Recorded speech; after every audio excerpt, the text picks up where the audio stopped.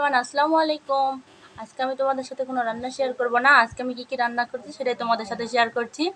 প্রথমে আমি এখানে পোলাও রান্না করেছি, দেখতে পাচ্ছেন।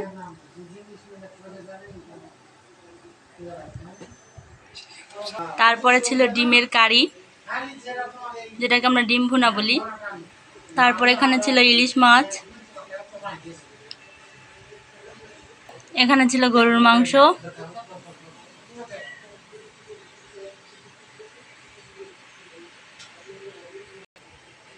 লেবু,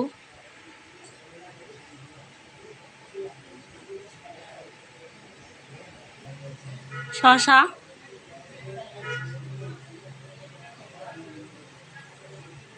তারপরে এখানে বানিয়েছি পিঠা। এগুলো ছিল তালের পিঠা।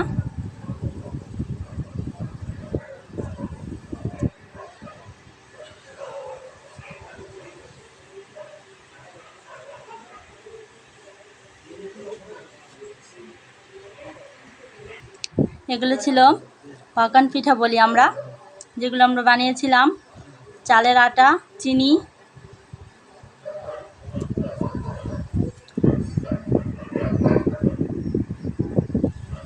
চালের আটা চিনি দিয়ে গরম পানি দিয়ে এটাকে ডো বানিয়ে তারপরে এটাকে গরম তেলে ডুবো তেলে ভাজতে হবে, তাহলে হয়ে যাবে এই পিঠা।